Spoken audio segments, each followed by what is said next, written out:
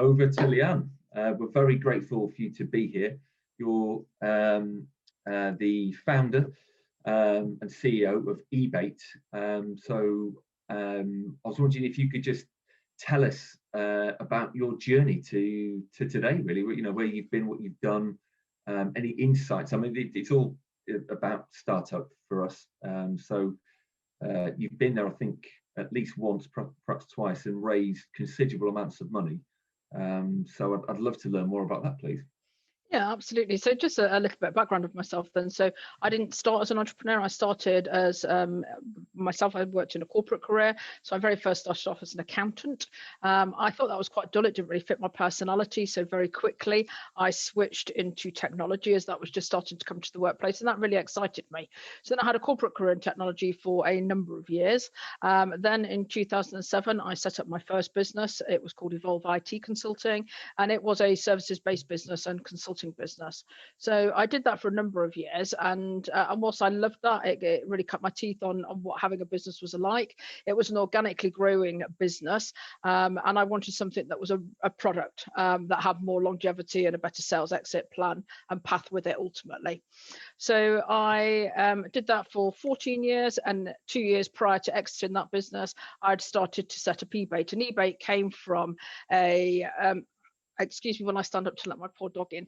eBate came from the Evolve business. So within that Evolve business, we were being asked to build bespoke solutions around rebate management for a number of years, and some big corporate clients as well. So that led us to believe that there was absolutely a gap in the market for the tool. So we did quite a lot of our market research within that business itself. We then spun it out into its own limited company in 2018. And quite quickly, when you're building a SaaS product, we realize, I mean, I've got a lot of experience in terms of business, but we realized that, you know, you do need a lot of money to build a SaaS product and to get things going. So we had a bootstrap product. We took that to market. We sold it to our first big pharma client, which was quite an achievement, really. And then suddenly went into a panic mode of having to build out the platform.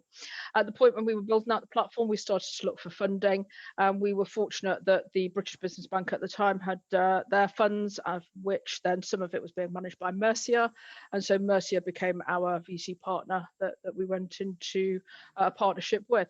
And for me, the difference is in those two journeys, where the first business was, for say, very much organically grown. It was small, it was fast, it was slow paced. And the intention of eBate was that it was quicker. You take in VC money to accelerate your journey, and then obviously all share the profits at the end of it, hopefully. So you've had two different experiences, and that's interesting. And plus or minuses, or pros and cons of each. I don't know if there's something there that. So I'd say, you know, definitely plus and minuses of each. I mean, so in the first instance, I was fully 100% in charge of what happened and the journey that we were on and the pathway that we were on, so we could pivot and change things. So it just organically grew. So we didn't take in any finance. We had like an overdraft at the bank, and that was all we ever did have within that business. So again, though, that the cons of that are that it stifles your growth, and you can only go as fast as the income's coming in. So and also it was a product-based business and a service business. So in terms of sales value afterwards, it was never going to be worth an awful lot of money. So it became more of a lifestyle business, I would say, rather than a business where there was something tangible there. So that was in the first instance. In the second business with eBate, clearly we wanted to accelerate quicker. That means bringing in an investor. And I think people look at that in a negative way, that, well, why are you giving equity away to the investor? Well, because actually I need their cash. So you're not giving it away. They're buying into you and into the product. And that's what they believe in, and hopefully you'll both get there quicker, and then the multiples that you could exit out are considerably higher for a SaaS-based business than they are for a service-based business. Got it. So you bootstrapped the first one, and the second time around you took investment, and you've raised, I think, 2 million combined with both. Yeah, just under 2 million. So this is all within eBate. So we raised the first 950 in July 19. That enabled us to build the product out to take to our first global client. And then in 2020, we took in another round of investment to commercialize the product. Got it. So we've had 3 questions from the audience already, or rather one question that's been upvoted. So how do you approach fundraising? How much equity should you give away, and how do you do pre-money valuation. Oh, that last one. Yeah. So 3 questions there. There's lots of ways to value a business, and I would say take some help on that. What I would say from even pitches that I've been on before, and is, people over engineer how much they believe their businesses are worth. And it's like, when I've sat on pitches where there's a bootstrap product, and it's like, my company's worth 10 million. And I think the way to look at it is put yourself in the shoes of the investor, and actually what they're looking at is for a return on their investment of probably 8 to 10 times. So if you go in today and say my business is worth 2 million, well, realistically, in the next 5 to 7 years, are you going to exit it for 20 million? Because that's the sort of like the benchmark that they're playing with. So I would say talk to the investors about what it is they're looking for in terms of exit. What does the valuation look like? But generally, when I see valuations, they're completely over-engineered. And again, you're not giving it away, because I always say, in my Evolve business, I owned 100% of everything, which was probably very small. In my business now, since we've diluted, I still own the majority shareholder as we sit here today. But obviously, the business is worth an awful lot more. So it's not, you can't do it based on the percentage you own or whatever. You've got to look at what's the end game, where are you trying to get to, and what's that worth to you. You're buying in finance ultimately. Yeah. Without it, you're not going to do the job. Yeah, and there's a conversation to be had there about making sure the investors are aligned to the same vision. I mean, it's not just a put your money in. That presumably you were looking for strategic investors or folks that could contribute in other ways, introductions or resources as well, perhaps. Potentially on the resources aspect of it, I think for me, I think finding investment is as a challenge anyway. So it depends on what you are looking for the investors for, and I think you can separate out the what value can they bring to you other than the money versus what networks can they open up for you, and who's in their networks that they can use to assist you. But also there's the opportunity to bring in non-execs into your board as well, which also bring those external experiences that the investors may not have. So I think we're fortunate with our investment director, and she sits on our board as well, and does understand tech and our area. There's a lot of investors that don't even understand the business that you're in, i.e. technology. But that's okay, presumably, if they are willing to learn, or I think it's okay if they signpost you, and if they're not necessarily willing to learn, if they signpost you to the right people, or if they bring in non-execs onto the board to help support you in the areas where you're weak. But I think the fundamental thing is you recognizing yourself where your weaknesses are as a business owner. Don't think that you can do everything, because you can't. So where are your strengths, and really play to those strengths. Got it. I've got an interesting question about the area we're in. So do you think Leicestershire area businesses are ambitious enough when it comes to attempting more scalable businesses such as yourselves? I think that, yes, I mean, even when I first started in business, people would always say to me, well, why Leicestershire? There's no money in Leicestershire. And I think that that's what prevents us from growing businesses in Leicester, as opposed to we haven't got the energy or the enthusiasm.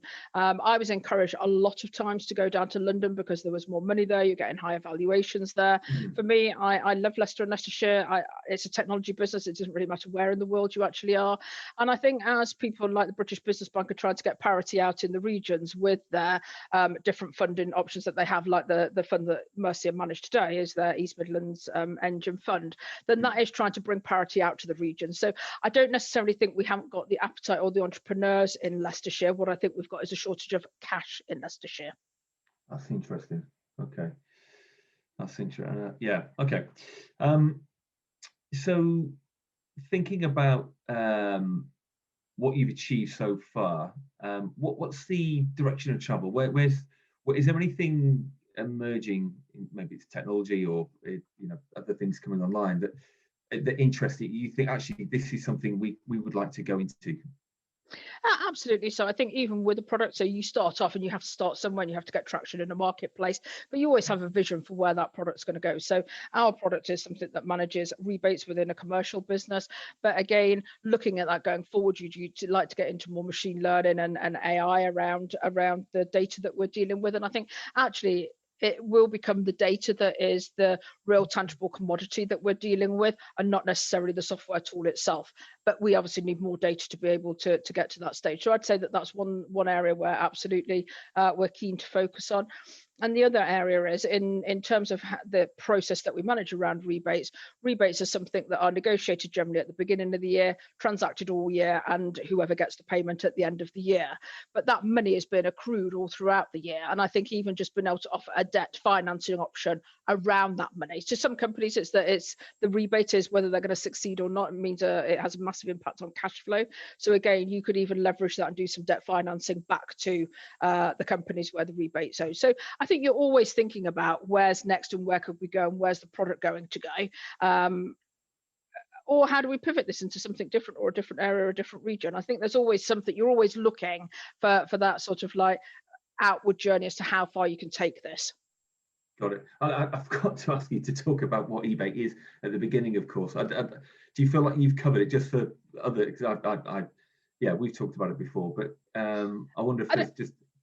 I don't know if it even really matters at this stage, but just to give you a really, really quick overview, because it is a complex area. A rebate is some commercial income. So rather than negotiating a discount up front, you say, I will rebate you based on your actual purchases. So if you hit this value, or you hit this volume, or you've grown your sales with me 10% on last year, then you're proportionately getting a portion of that purchase price back again. So you always pay the list price, and then you retrospectively get the money back again in terms of the rebate. Thank you for clearing that. Yeah, that's in its most simple terms. Got it. Great. I'm just trying to. I'm impressed with the way Nooni's working. So we've got some other questions that have come through. How would you approach an investor or venture capitalist that does not include cold calling, or is there a better streamlined approach? I don't think any of them would appreciate cold calling, in all honesty. So I think get yourself to events where you think that they will be, or where you can have an opportunity to pitch. So there generally are panels and things that are running that you can pitch to, or make the relationships with the VCs. So I think it's where do they hang out and what's their method. Generally, you can see that from the website. I'd also say that on the website you can sometimes submit pitches, but you imagine these VCs are probably getting hundreds per month. So one of the other options for you to look at is to find somebody that can introduce you into the VC. That's always going to help a personal introduction. Or one of the routes that I went down very early on was to identify with a broker that had the relationships already with the VCs, and then that broker submitting on your behalf, or making those intros on your behalf, generally gets you through the door. Got it.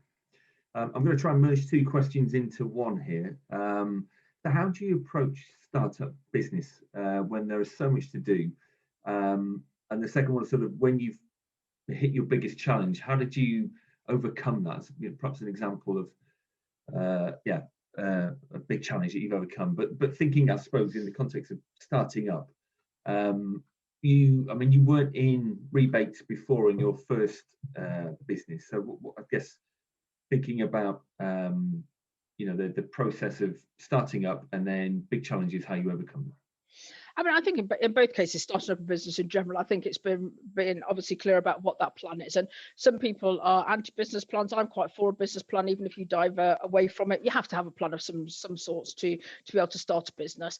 And then it's really like, it's really creating that business plan. And even if that is on the back of a cigarette packet, to say, who is your target market? And you really have to think about, so who is the target market? Why are they going to buy from you? Who else is competing in this space? What's unique about what you do versus all of your competitors? And it's really about telling that story to be able to be successful and get to market in the first instance. And I'll give you two examples of that. So when I first started up my Evolve business, I started it up and I was going to be a consultant. So that was my vision for that business, that I would become a consultant, and I'd consult because that's what I was good at, and have a team of maybe 4 or 5 consultants, and that's what I would do.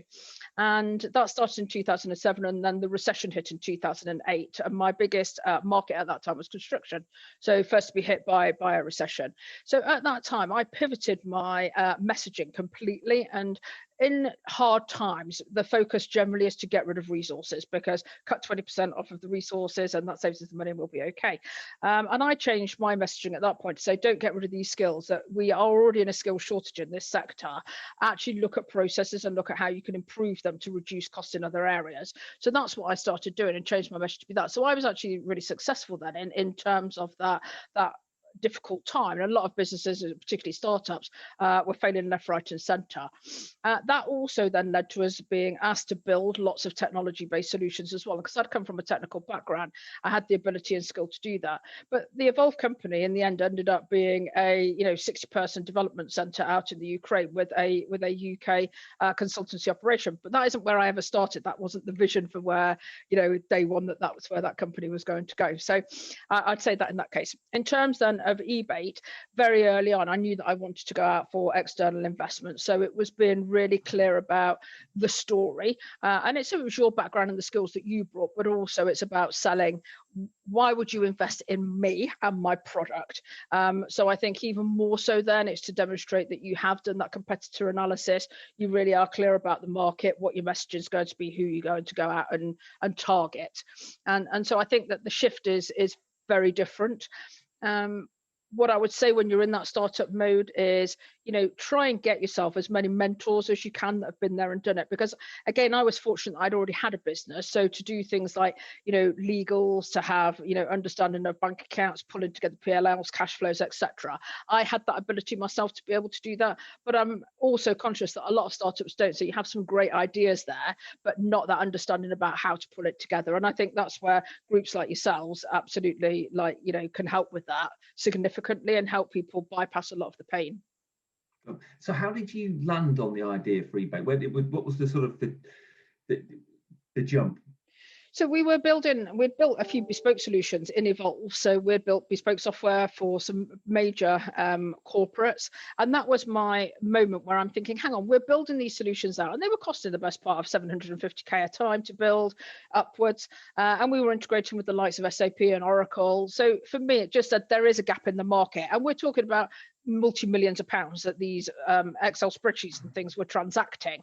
And so we were building then the bespoke solution. So I thought there's got to be a gap in the market for us to build a unique intelligent rebate management module that can just slot into any ERP. So rather than go specific with an ERP, we just went agnostic. And originally we focused on the sectors where we had traction in the bespoke world. And that's how we focused on them. But really it was, we'd seen a need for a product and then thought, well, actually, let's go and create that product. Got it. That problem solution fit. Yeah. So your customers were telling you this as well. Perhaps they were describing some of the issues or challenges they were having. Yeah, absolutely. And that's still the case here. I suppose one of our challenges as a business is that inertia is one of our biggest challenges. So most of these rebates today are managed on an Excel spreadsheet. And so it's not that there isn't a solution there. You just think to manage £70 million worth of rebates on a spreadsheet probably isn't the best idea.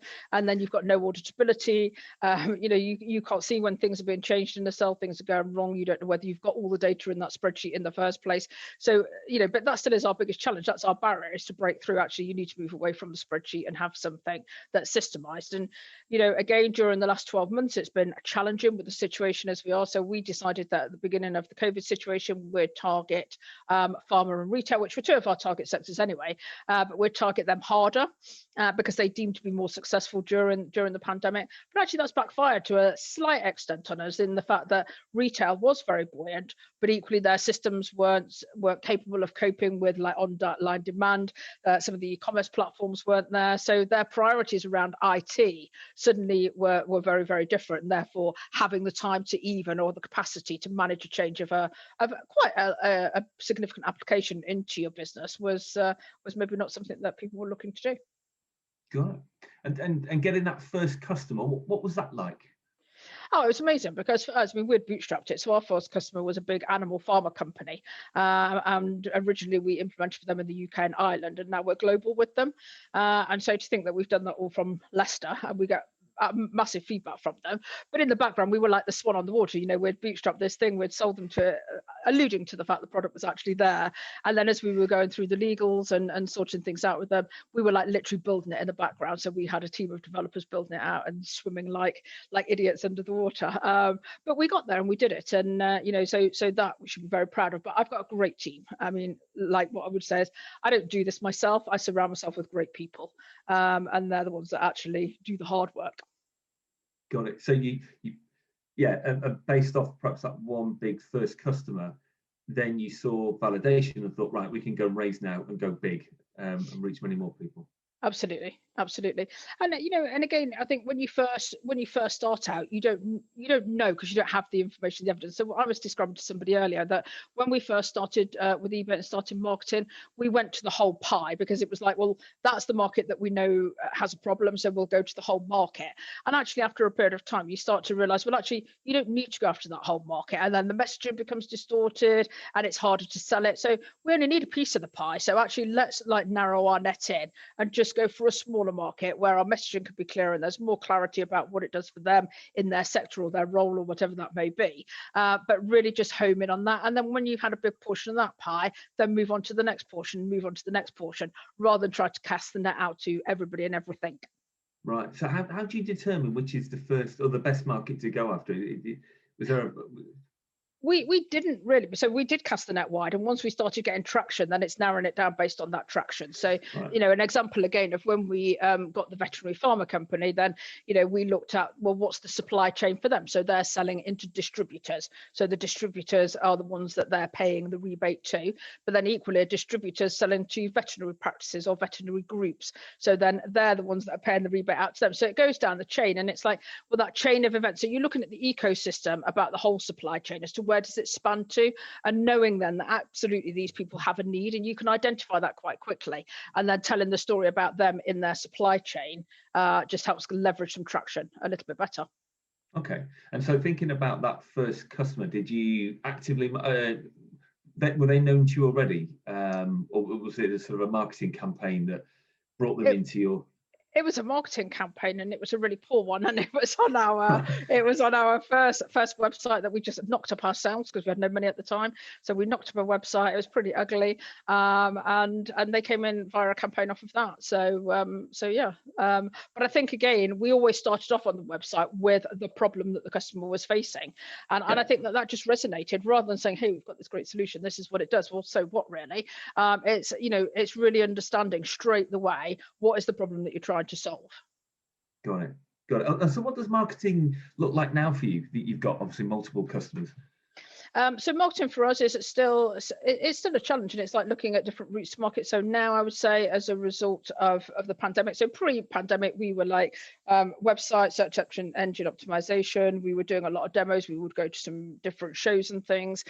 Today it's more around collating and doing ebooks, blogs, really doing the outreach via LinkedIn, and LinkedIn's probably our biggest lead source generator at the moment. But more people have got time for LinkedIn. It's a good platform at the moment for gaining those contacts. But we do look at all sorts of different areas. So we have the website, we've got SEO on that, we do blogs, we do ebooks and outreach, we do cold email in outreach, and also LinkedIn. But I think it's looking at your whole funnel. So it's like bringing things in at the top of the funnel, the middle of the funnel, and the bottom of the funnel, and then just trying to get that coming down the funnel as quick as possible. Got it. So if you were going to start all over again, or you were mentoring someone who was at the early stage, they've got the idea, they've perhaps got some relevant industry experience, what might your advice look like as a sort of an opener?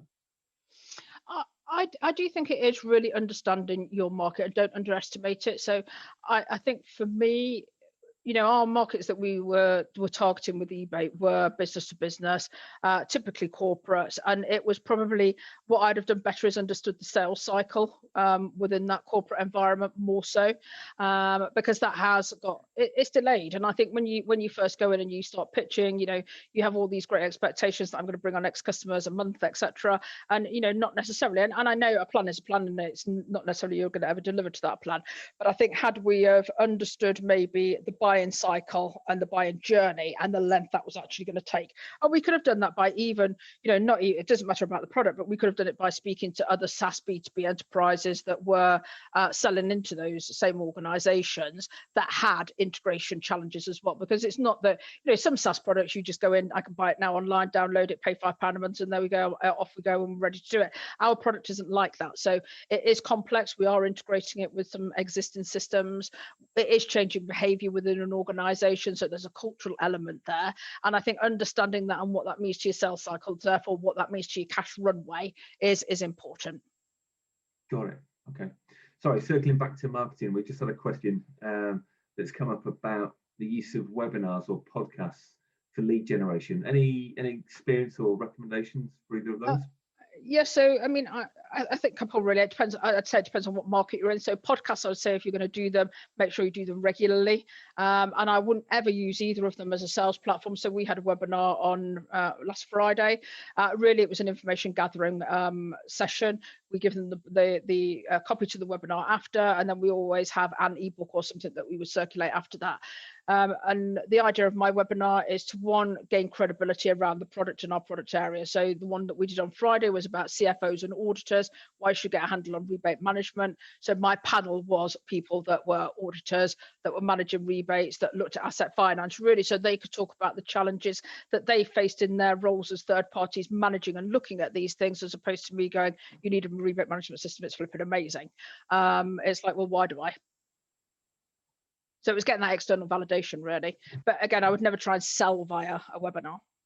Got it. Oh, I thought we were going to be disturbing it. No.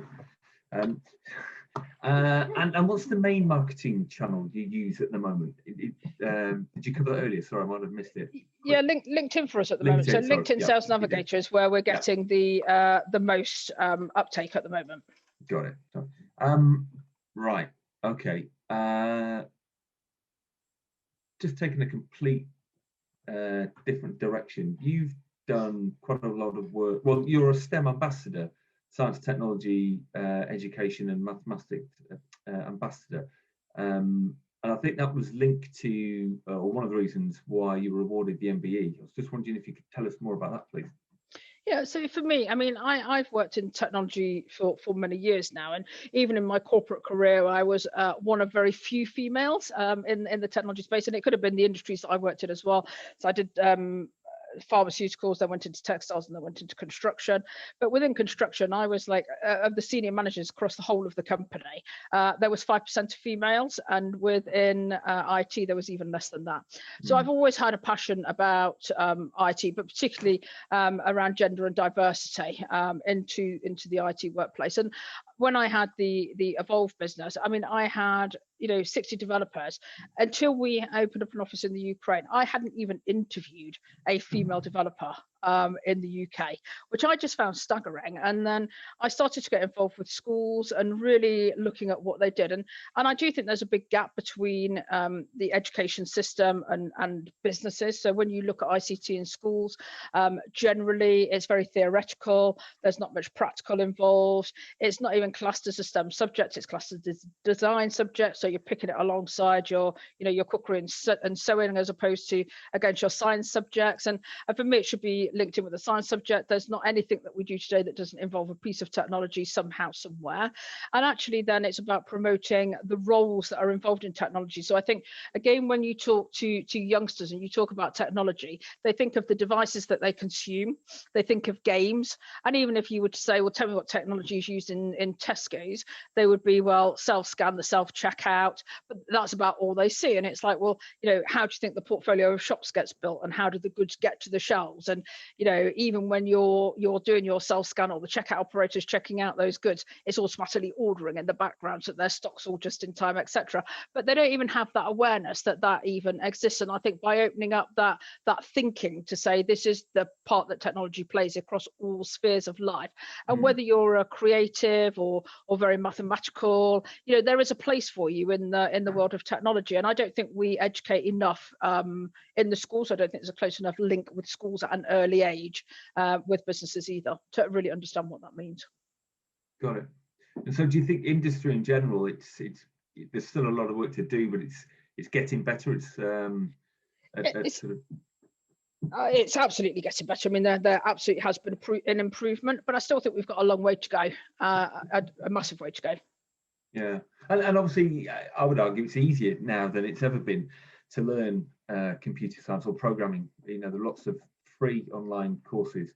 So, you know, just awareness of raising around that, for example, would certainly help.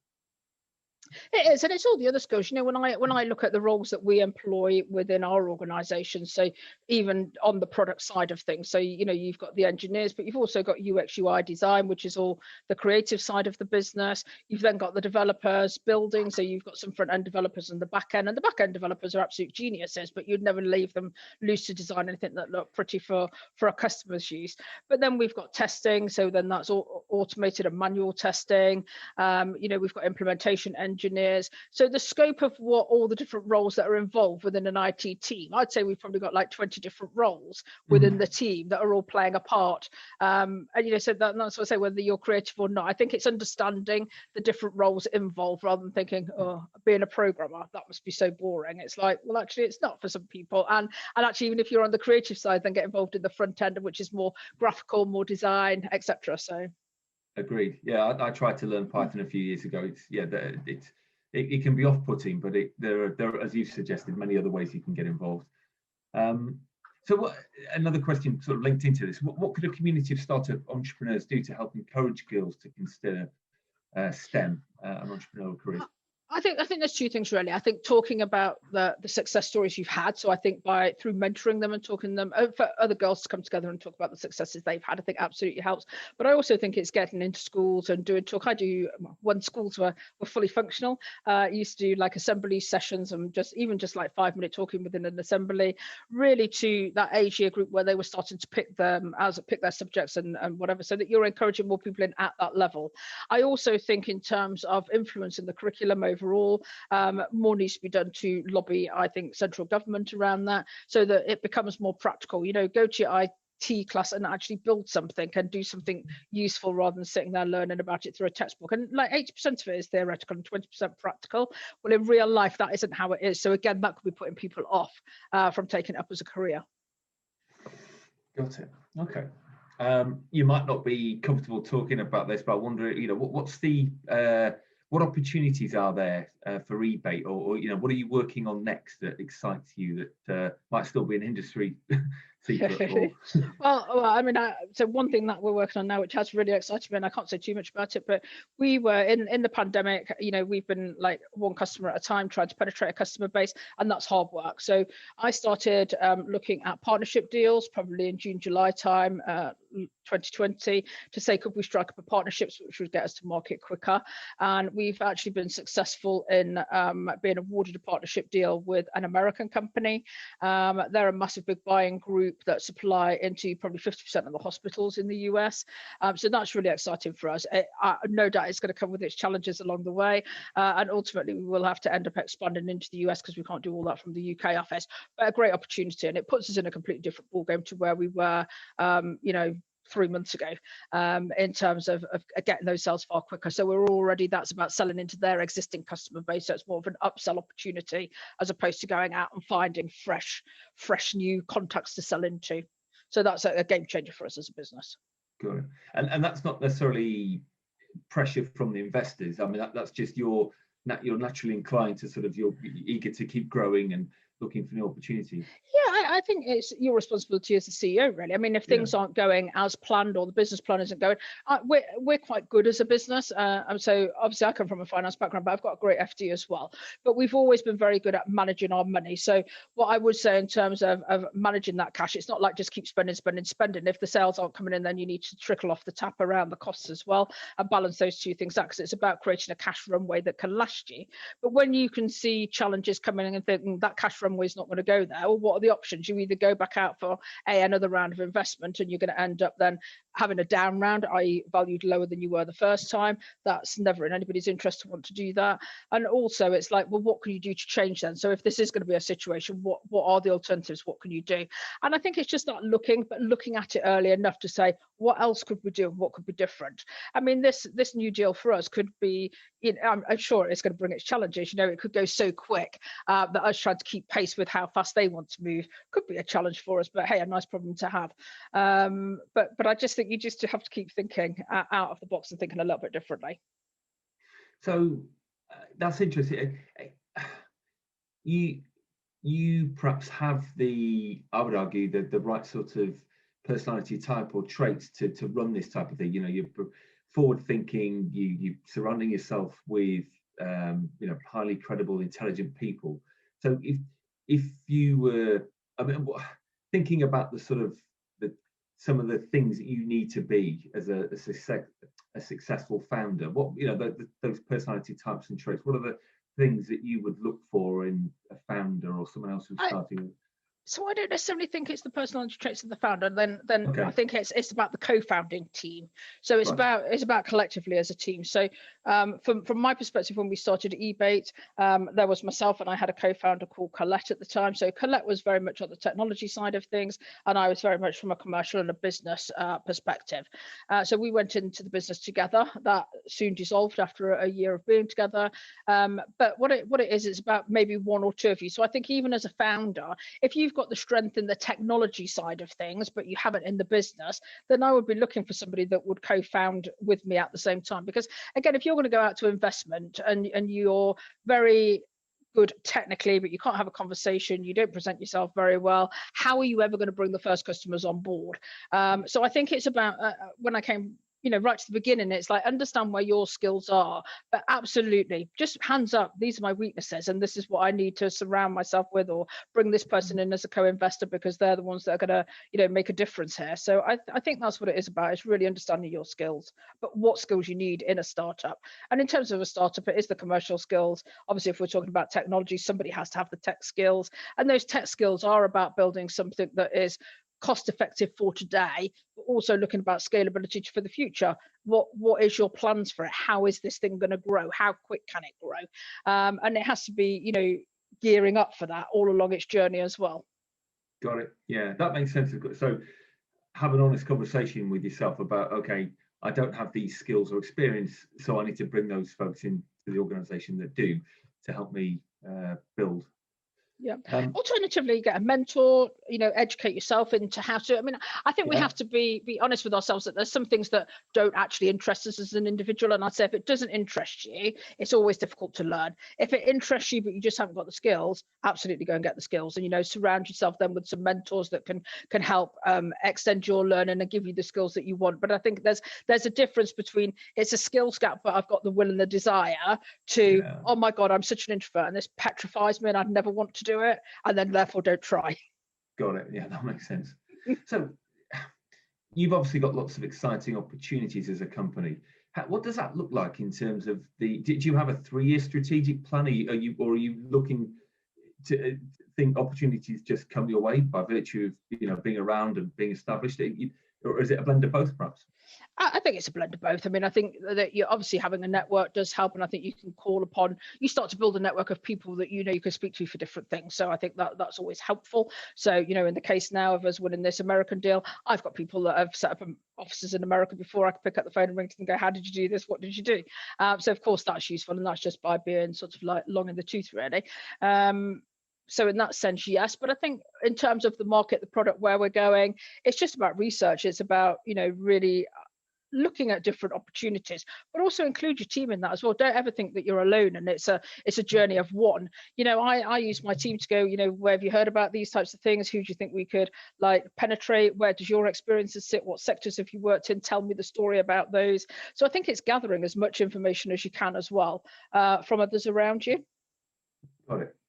And you've mentioned mentors or picking up the phone to people. And that's perhaps, so do you do that often? And if so, where do you find them? They friends of friends, LinkedIn? I'm just curious as to because that's something we encourage in our community. So typically for me, it could be friends. So I'll give you some examples of people that I use as mentors. So even a mentor that I have today is a guy. He had his own business. I worked for a client, and we were doing a customer selection process for them. And this guy happened to be running one of those companies. And I actually just admired his skill. And he had set up this company from scratch. He then eventually sold out to one of the big accountancy firms, and he's recently just exited that business. So it's like looking for somebody that's one step ahead of the journey now, and I just would come out with it and say, look, I'm really admire your skills, I'd like some support, could you give me some help? And generally I think if you ask people for help, I don't know anyone that would say, well, no, actually I can't be bothered to help you, because most people get a buzz out of helping somebody as well themselves. So it's nice to be able to give something back. And and I think just as human beings, we do like to help other people. So I would always say just ask. I used to always be part of the British Computer Society as well, and again they used to run loads of different events in London, so you could pick up other people there that would tell their stories. So again, it's a networking group, you could argue, so about networking groups that you could go to where you can surround yourself with somebody else. And all I would say, if you are going to use a mentor, is appreciate their time, because generally they're very, very busy people. So don't engage with a mentor and then not utilize their time wisely, or not do what you say you're going to do. Got it. Yeah. There's a question linked into that somewhere.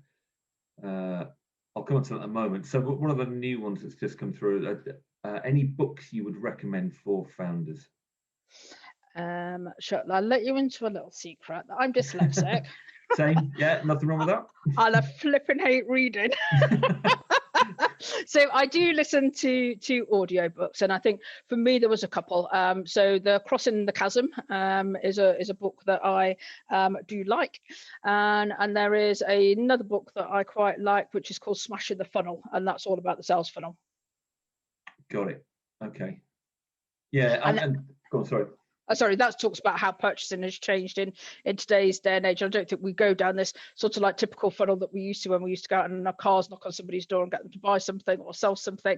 There's a lot now where people are already educated before they actually come in even into that buying cycle, because we've got the internet, we've got lots of media that we can get hold of to find out and do our own research prior to coming into that buying cycle. So I think it's very different today to where it was 10 years ago before those assets were available to us.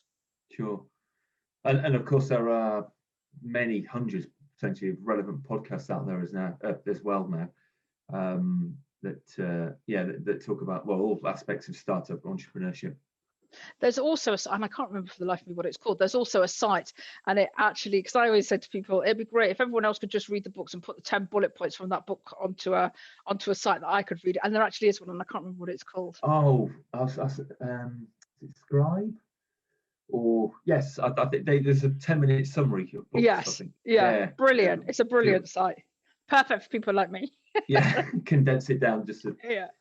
So I mean, building on what I was trying to get at, so a few people have asked the mentorship approach if they wanted a conversation with you, and I'm not suggesting you offer up your email, but it's so if you were approached by a startup, what are the things that might sort of put you off, or red flags, or what would you encourage people to say, or how construct their email? Is there I think for me, it's like, really, what is it you're looking to get out of mentoring?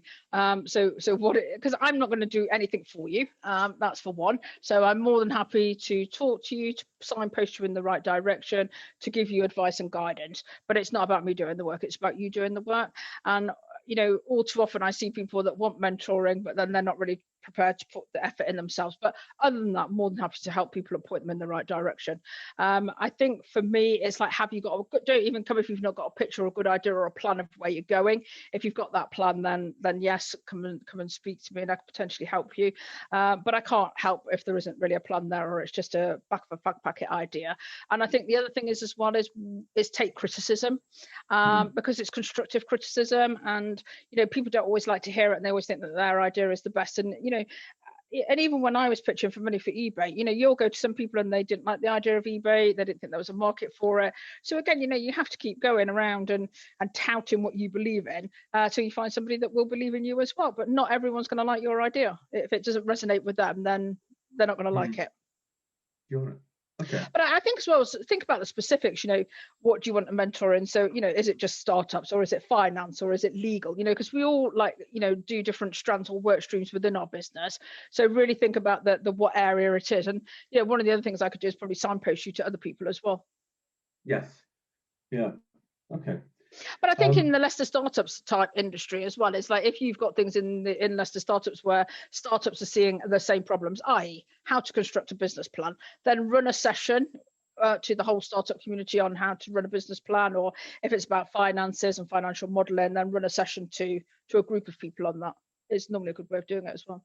Agreed. I mean, that's sort of a selfish question, because we, within our community, we get regular inquiries for from startups who would look to speak to, for example, people like yourself or others in the sector. So it was just trying to sort of gather what you would hope to or the right approach, because that's basically what we do. We're a connecting network. We're one of the okay. So again, going in a completely different direction. When you're presented with a new opportunity, what are the things, or you've seen this, seen a potential opportunity, what and whether it's a sort of a pivot or but it could even be a spin out rather. What sort of processes do you go through to think about, is it worth investing the time and effort in looking at this further? For me, it's always then, what's the problem you're trying to solve? Who are you trying to solve it for? What's the solution? How big's the market? Got it. And that process, I mean, so you might put your thoughts down onto paper to start with. You sort of, the bare minimum or framework of a business plan. Is it that systematic? Yeah, it is really, and it depends on which ways that you're talking about. So if you're talking about somebody going out for investment in their first instance, or well, I guess in any, I mean, I suppose if you saw something emerging as that's interesting. I'm just trying to get inside your head in terms of what you would go through to try and pursue it. The steps. I mean, for me, first of all, I'd want to just see a summary, one pager that says, those things. So what is the problem? What's the problem I'm trying to solve? What's the solution to that? How big's the market? What research have I done into it? So I'd want to see those things first. If I'm interested, then I'll have to see more. But again, you don't want to receive 40 pages, first of all, and never had anything to do with it before, because I haven't got time to read through 40 pages. So I'd say send that one pager first to try and get some interest. And if people are interested, then start sending more stuff. But it's that one page teaser really to go, are you interested in this? Got it. Okay. Right, we've had another question through. I've always struggled to hire my first employee, as it's quite hard for them to accept and work for you when you are just starting up, and there are big players ready to pay them more. How would you handle this?